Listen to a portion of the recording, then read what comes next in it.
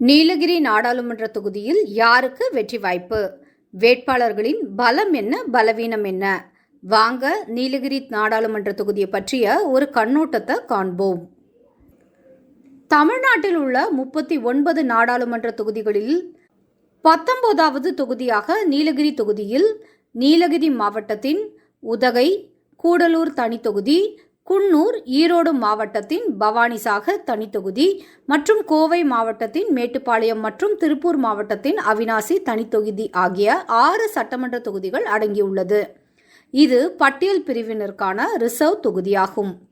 நீலகிரி நாடாளுமன்ற தொகுதியின் வரலாற்றாக 1957ஆம் ஆண்டு இந்த தொகுதி முதலாக உருவாக்கப்பட்டது.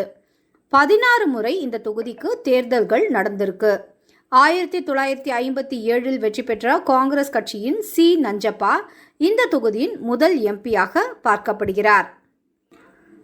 மத்திய அமைச்சராகவும் சட்டமன்ற எதிர்க்கட்சி தலைவராகவும் இருந்த எஸ்.ஆர். பாலசுப்ரமணியன், ராஜீவ்காந்தி அமைச்சரவையில் இடம்பெற்றிருந்த ஆர். பிரபு, அக்கம்மா தேவி போன்றோர் இந்த தொகுதியின் குறிப்பிடத்தக்க எம்பிக்களுள் சிலர்.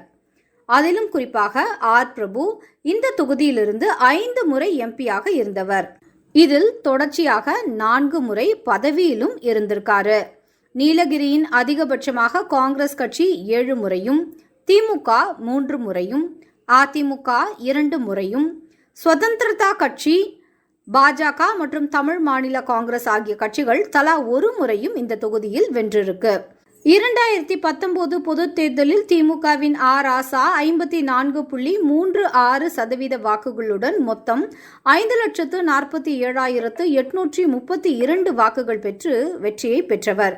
இவரை எதிர்த்த அதிமுக வேட்பாளர் எம். தியாகராஜன் 3,42,009 வாக்குகளை பெற்றிருந்தார். மக்கள் நீதி மய்யம் சார்பாக போட்டியிட்ட ராஜேந்திரன் 41,169 வாக்குகளை பெற்றிருந்தார்.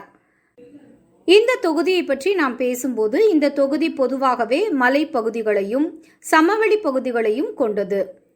மலைப்பகுதிகளில் 40% பேரும், சமவெளி பகுதிகளில் 60% மக்களும் வாழறாங்க. 2011ஆம் ஆண்டு மக்கள் தொகை கணக்கீட்டின்படி இந்த தொகுதியில் அதிக அளவு பட்டியலினத்தவர்களாக உள்ளனர். கல்வி அறிவு பெறாதவர்களின் எண்ணிக்கை 1,65,747 ஆகும். இந்த தொகுதியில் சுமார் 24% பேர் பட்டியலினத்தவர்களும், கிறிஸ்தவர்கள், இஸ்லாமியர்கள் ஆகியோர் தலா 7% பேரும், படுகர்கள் உள்ளிட்ட மலைவாழ் சாதியினர் சுமார் 2.50% பேரும் வசிக்கிறாங்க. இத்தொகுதியில் கணிசமான எண்ணிக்கையில் இலங்கை தமிழர்களும் சேர்ந்தேதான் வாழ்ந்து வராங்க. சுற்றுலா மேம்பாடு, அடிப்படை வசதிகள், சாலை போக்குவரத்து, மின்சாரம், வேலைவாய்ப்பு போன்றவை இந்த தொகுதிகளின் பிரதான பிரச்சனையாக பார்க்கப்படுது. சமவெளி பகுதியை சேர்ந்தவர்கள் வெற்றியை தீர்மானிக்கும் சக்தியாக இங்கு உருமாறி நிற்கிறாங்க. கடந்த ஜனவரி 2024இல் வெளியான இறுதி வாக்காளர் பட்டியலின்படி நீலகிரி தொகுதியின் மொத்த வாக்காளர்களின் எண்ணிக்கை 5.80 லட்சம். இதில் ஆண்கள் மட்டுமே 2.78 லட்சம் பேர், பெண்கள் 3.01 லட்சம் பேர். 2024 நாடாளுமன்ற தேர்தலை பொறுத்தவரையில் நீலகிரி தொகுதியில் திமுக சார்பாக ஆர். ராசாவும், அதிமுக சார்பாக லோகேஷ் தமிழ்ச்செல்வனும், பாஜக சார்பாக மத்திய இணையமைச்சராக இருந்த எல். முருகனும், நாம் தமிழர் கட்சியின் சார்பாக ஜெயக்குமார் ஆகியோரும் களம் காண இருக்காங்க. நீலகிரி தொகுதியில் பெரும்பாலும் காங்கிரஸ் கட்சியே அதிக வெற்றிகளை பெற்று வந்திருக்கு. ஆனால் இந்த வெற்றிகளை 1991 தேர்தல் வரைதான். சமீப ஆண்டுகளில் திமுகவுக்கும் அதிமுகவுக்கும் தான் இங்கு பிரதான போட்டியே. திமுகவை பொறுத்தவரையில் முன்னாள் மத்திய அமைச்சரான ஆர். ராசா 4வது முறையாக நீலகிரி தொகுதியில களமிறங்குறாரு. இவர் பெரம்பலூரை சேர்ந்தவர் என்ற போதிலும் நீலகிரியை தனது சொந்த தொகுதியாக மாற்றி வச்சிருக்காரு. தொகுதி மக்களிடையே நன்கு அறிமுகமானவர். தற்போதைய அளவில் இவர் பெரிய பலமான போட்டியாளராக பார்க்கப்படுறாரு. பாஜகவின் வேட்பாளராக இருக்கும் மத்திய இணையமைச்சர் எல். முருகன் களமிறக்கப்பட்டிருக்காரு. இவரும் தொகுதிக்கு புதியவர் தான். நாமக்கல்லை சேர்ந்த இவர் அருந்ததியர் வகுப்பை சேர்ந்தவர். தேசிய பிற்படுத்தப்பட்டோர் ஆணைய துணைத் தலைவராகவும் செயல்பட்டிருக்காரு. ஆர். ராசாவுக்கும் எல். முருகனுக்கும் கடும் போட்டி என்பது நிச்சயம். இதேபோல அதிமுக சார்பில் களமிறங்கியிருப்பவர் லோகேஷ் தமிழ்செல்வன்.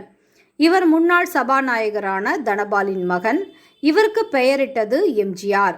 திருமணம் செய்து வைத்தது செல்வி ஜெயலலிதா. அதே நேரத்தில் அதிமுகவினர் போதிய ஒத்துழைப்பு அளிப்பதில்லை என்று ஏற்கனவே தனபால் கூறியிருந்த நிலையில் லோகேஷின் வெற்றி வாய்ப்பு எந்த அளவு என்பதில் உறுதி கிடையாது. நாம் தமிழர் கட்சியின் சார்பாக ஜெயக்குமார் இங்க களத்துல இருக்காரு. பொறுத்திருந்து பார்ப்போம். மக்கள் நல்லதொரு தீர்ப்பை சொல்வாங்க.